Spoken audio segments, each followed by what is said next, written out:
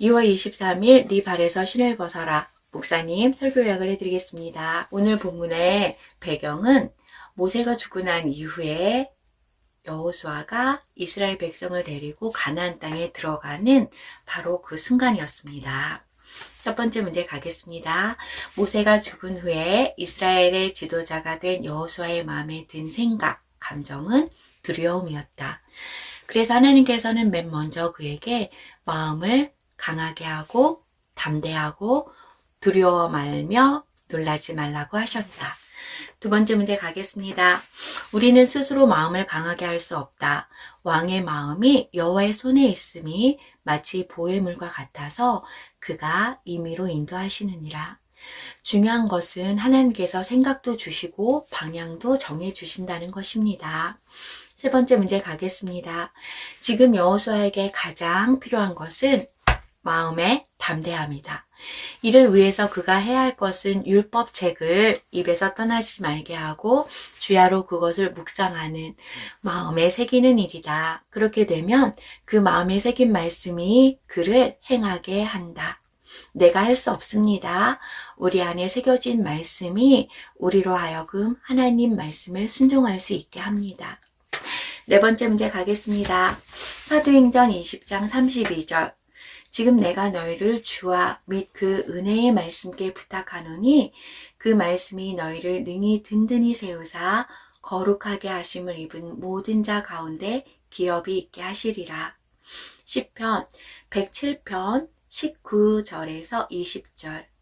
이에 저희가 그 근심 중에서 여호와께 부르짖음에 그 고통에서 구원하시되 저가 그 말씀을 보내어 너희를 고치사 위경에서 건지시는도다. 이 말씀은 하나님께서 기생 라합을 통해서 이스라엘 백성들에게 그대로 이루어 주셨는데요. 그것은 무엇이냐면요. 기생 라합이 정탐꾼에게, 그러니까는 여리고성을 정탐하러 들어간 정탐꾼에게 너희가 믿는 하나님은 그런 하나님이 없어. 상천하지에 하늘에 하늘이라도 땅 아래 땅이라도 바닷속이라도 너희가 믿는 하나님 같은 분은 없어. 홍해를 가르시고 10가지 재앙을 통해서 애굽을 치시고 저 무시막지하고 무서운 시온과 옥이라는 왕을 다 멸하시고 너무 무서워. 우리들은 어리고 사람들은 너희 하나님 때문에 간담이 녹고 있고 너무 무서워서 꽁꽁꽁꽁 지금 달달달달 떨고 있어. 너희 하나님은 정말 멋진 분이야. 라고 기생 라합의 말을 통해서 이스라엘 백성들로 하여금 안심을 시켜주십니다. 이렇듯 우리는 말씀을 읽을 때도 하나님께서 우리를 위로하시지만 때로는 믿음의 식구들을 통해서 때로는 믿지 않는 사람들을 통해서 우와 너희가 믿는 하나님이 그렇다며 라는 그 말씀을 보내주시기도 합니다. 그런 말씀들이 우리 삶 속에서 너무너무 풍성하고 아름다운 열매들이 많이 맺혀졌으면 좋겠습니다. 다섯 번째 문제 가겠습니다. 여리고 전쟁을 앞둔 이스라엘이 순종하기 힘든 세 가지 명령은 무엇인가요? 첫 번째, 요단강 건너기. 두 번째, 할례 행하기. 세 번째, 유월절 지키기였습니다. 요단강 건너기가 왜 어려웠냐면요. 평상시 때 요단강은 찰랑찰랑 쉽게 건널 수 있는 물이었대요. 그런데 이스라엘 백성들이 건너야 되는 그 시기, 그때는 모맥을 거두는 시기였기 때문에 물이 언덕까지 찰랑찰랑 넘쳤대요. 이렇게. 그래서 사람들이 건너지 못하는 시기에 건너야만 되는 상황이었죠. 항상 하나님께서 하나님의 능력을 그리고 하나님께서 우리에게 순종을 요구하실 때는 우리가 생각할 때는 하나님 그거는 좀 어려운 일인 것 같아요. 나는 그거 못하는데요 라는 것을 요구하시는 경우가 있는 것 같아요.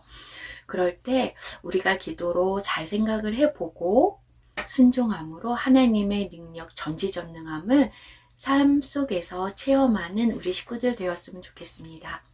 두 번째 할례인데요. 할례는 여러분이 모두 다 아시다시피 남자들이 할례를 행하고 나면은 꼼짝없이 못 움직여요. 그런데 할례를 행하라고 한 그 땅의 위치가 어디였냐면은 여리고성 바로 앞이었거든요. 여리고성 사람들이 4-5사람만 와도 이스라엘 백성들 모든 남자를 다 죽일 수 있는 그런 일, 위험한 일이 할례였어요. 근데 하나님께서 왜 굳이 이스라엘 백성들에게 여리고성 바로 앞에서 할례를 행하라고 하셨을까요? 그것은 하나님께서 영적 신분의 정체성을 믿음으로 보여라. 할례 없는 민족은 나의 백성이 아니다라고 말씀하고 계시는 겁니다. 세 번째, 유월절 지키기가 있는데요. 이것은 요단강도 건넜고 할례도 행한 이스라엘 백성에게 유월절을 지키라는 명령은 이제부터는 하나님 내가 너희를 지켜준다라는 의미가 들어 있습니다. 6번째 문제 가겠습니다. 여호수아가 경험한 다음의 3가지는 모세의 어떤 사건의 제안인가? 라합의 붉은 줄, 요단강 건너기, 군대 장관의 말. 첫 번째, 라합의 붉은 줄은 보세요. 건물에 붉은 줄이 이렇게 내려져 있어요. 그것은 바로 6월절 날 양 문설주에 양의 피를 발랐던 것이랑 맞습니다. 요단강 건너기는 간단해요. 홍해 건너기잖아요. 군대 장관의 말, 이것은 모세가 호렙산에서 하나님을 만났을 때 하나님께서 모세에게 하신 말씀이 이곳은 거룩한 땅이니 너의 발에서 신을 벗어라 라고 말씀을 하셨죠. 그런 것처럼 여호수아가 이제 여리고성에 이렇게 쭉 가는데 갑자기 여호와의 군대 장관을 만난 거예요. 그랬더니 여호와의 군대 장관이 여호수아에게 하는 말이 이 땅은 거룩한 땅이니 너의 발에서 신을 벗어라 라고 말씀을 하셨습니다.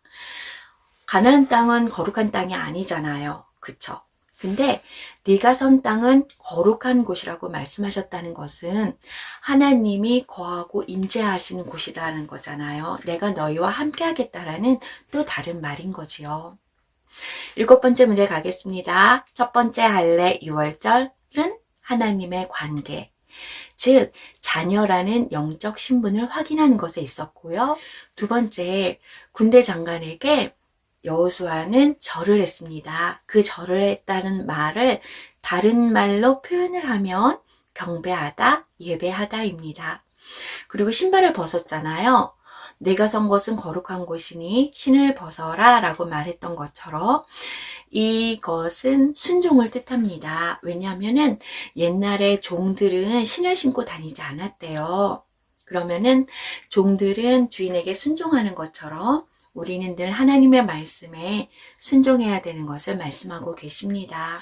오늘의 제목이 내 발에서 신을 벗어라 라는 말씀인데요. 신을 벗는 것은 종이 하는 거고 종의 본분은 순종하는 것입니다. 우리가 우리의 입에서 하나님의 말씀을 떠나지 않게 하고 주야로 그 말씀을 묵상하고 마음에 새길 때에 여호수아와 하나님이 함께 하셨던 것처럼 우리와 하나님이 오늘도 함께 하고 계시고 여호수아가 가나안 땅에 들어가서 여리고성도 무너뜨리고 모든 가나안 족속들을 다 승리하고 이길 수 있었던 것처럼 오늘도 우리의 삶 속에서 우리 마음에 있는 두려움과 아픔과 고통의 모든 문제점들을 이기고 승리할 수 있는 힘을 주실 것을 믿습니다. 우리가 천국에 가기 전에 천국에서 살다가 천국에 가요, 우리.